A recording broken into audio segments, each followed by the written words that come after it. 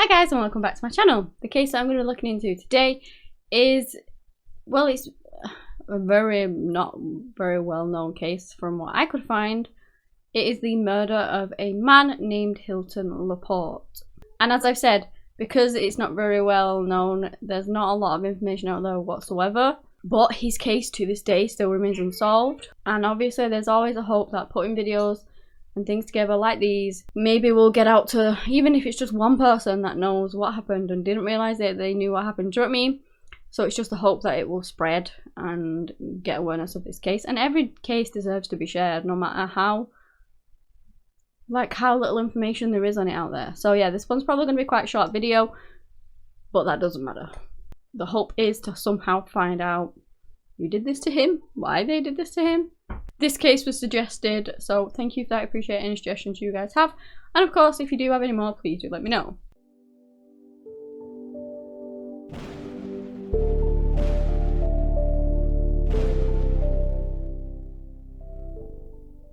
Hilton Porte was born around 1951, exactly his birthday I am not sure of, to parents Alan and Sheila.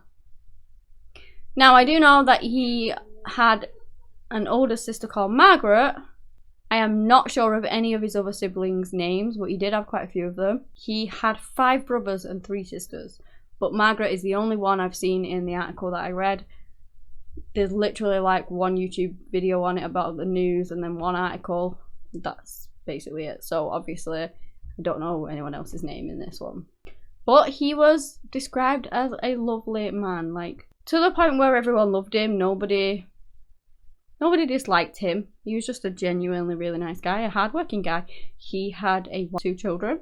He had a daughter called Sarah and a son called Brett.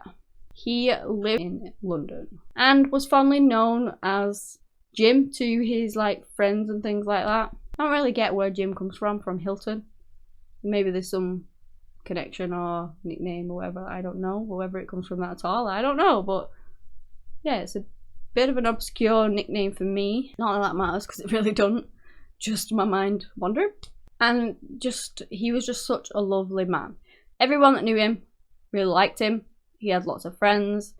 Nobody had a bad word to say about him, and he certainly didn't have any known enemies, which just makes it more obscure as to what happened to him. Again, sometimes people are sadly in the wrong place at the wrong time, whether it was something like that and he just took the wrong one, I don't know, but it seems like there is no motive behind it that anyone can fathom, at least.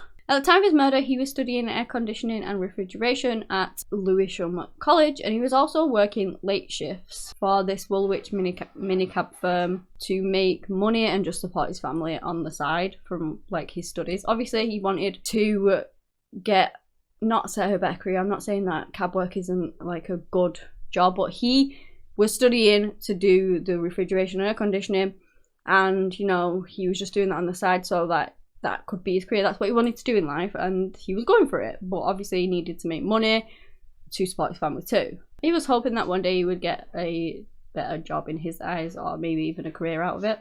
So it was on the 3rd of October in 1982 when Hilton would pick up his final ever passenger. The company got a call from a man who claimed to be called Mr. Jones. He sounded very agitated on the phone, and he really wanted to be taken a certain place very quickly. The phone actually came from this telephone box in Plumstead, and he wanted to be taken to Thamesmead. Now, I've looked up the journey. It's a very short journey of 7 minutes, 2.4 miles. So, it wasn't that far. It wasn't like a massive long cab ride. It was just a short distance away, less than 10 minutes. So Hilton was the driver. He went and picked up Mr. Jones, if that was his name at all, and then he went ahead and radioed his firm to say that the passenger had got in the cab, and that would be the last time that anybody heard of him. Devastatingly, his body was found just 3 hours later from that radio call that he made, when a couple stumbled upon him in Belvedere. He was on Norman Road on this wasteland at a national power site, and he was lying in a pool of his own blood. Sadly, he was deceased. It was said that he had died due to a shotgun from about 2 feet away to the head. His orange car was later found abandoned in Invermore Place in Woolwich. So of course the police jumped on the case. They really tried very hard to find out who had done this to this really well-liked, well-mannered man, you know, who seemingly had no enemies. They honestly was just doing literally tons. They interviewed like 6,000 people. They went to 11,000 homes and did like house-to-house visits and things like that. They searched the area for evidence. They just tried to do everything at their means to try and find anything to lead them to who did this to Hilton, but they just didn't find anything, any tips, anything that came in. They chased it up and it just led to nowhere. I don't know, just nothing. There was just nothing in this case. And to this day, his killer has still yet to be found. Sadly, Hilton's mother actually passed away in 1989, which was just 7 years after he was murdered. And his family very much said that it was due to a broken heart. Like, she was absolutely devastated at the loss of her son, and she died as a result of that, which is so sad. And that, of course, left his father, which, again, he lived his entire life wondering who did this to his son. Just like the rest of the family have, you know, relatives, brothers, sisters, anyone that was close to him have just lived their lives wondering why him, why did this happen, why him, and who did it.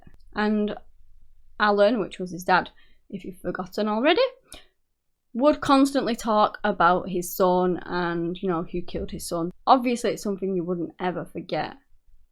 I guess some people may move on a little bit better than others. Not move on, you know what I mean, like you have to carry on regardless, so carry on better than others.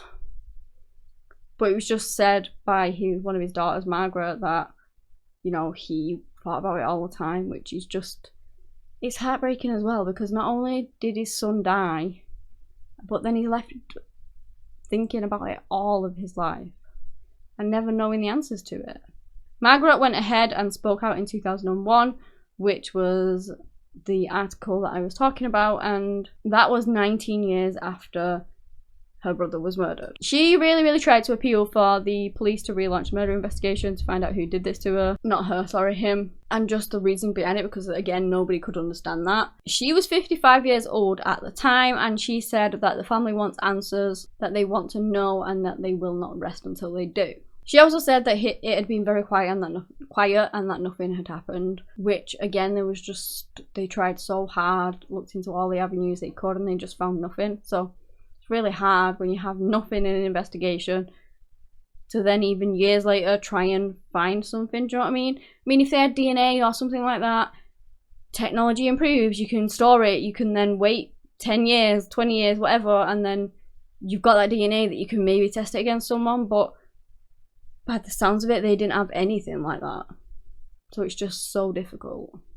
Basically, you're relying on maybe somebody who heard something about it at the time. The person that did this told someone, who knows, a witness that saw something coming forward. Those are the kind of things that you hope for, I guess, in these cases, and there's just been none of it. And at the time of that article coming out, she mentioned that her father was 87. So, of course, all these years later, with that being in 2001, us now being in 2022, he would be, if still alive, 108 years old. So I think it's highly likely that he has sadly passed away at this point. I mean, I guess it's not impossible that he's still alive. He'd be a very long-living man if it was 108 years old. So you can, I guess it's safe to assume that he has, you know, he's no longer here, and that he basically lived his entire life after his son was murdered not knowing. Just the not knowing sometimes is so soul destroying as well. And he never got to find out who actually did this to his son. His children, Brett, I believe, was 8 at the time, and Sarah was 7 when their father was cruelly taken away from them. They'll now be in like their 50s, and still they have no idea why this happened to their dad. It's just heartbreaking. And like I said before, the police were really confused as to the motive. But again, they just tried everything they could. They didn't find anything. And to this day, they still don't know why. Even the coppers don't have a clue why he was murdered. Not only that, they did find his wallet inside his car. It had a bit of money in. It didn't have a lot of money in, but it had some money in. And they also found a cash bag. So as far as robbery is concerned, like, you may be thinking, well, he was in a taxi, maybe this person was desperate and robbed him and then shot him. It seems like that is definitely not something to consider because all the money and things was all still there. Back in 2001, a spokesperson from the Metropolitan Police actually stated that the case was not closed. So whether that is still the case, like all these years later, I don't actually know because I couldn't find anything more recent than that on it. But, you know, I couldn't find literally anything else on this case. So you can just assume that by this point it is just a very, very, very cold case. Hopefully somewhere along the line some more information will come to light and we will find out who did this to him, to poor Hilton. And his family. His family can finally have that peace of mind of finally knowing who and why kind of thing. It is really thought that somebody out there knows something. I know it's been like 40 years now since it happened. But that's not to say that this case can't still be solved. So if anybody knows anything, then please do come forward and tell the authorities because the family members have just been on hold and not pause. Obviously they're carrying on with their lives. It's just so frustrating. I honestly really hope that one day this case is solved. But as of now, it remains unsolved. But yeah, that is the end of the case. If you guys have enjoyed this video, give me a big thumbs up, subscribe to this channel for some more content. Anyway, that's all I have today on the case of Hilton Laporte. Thank you so much for watching, and until next time, bye!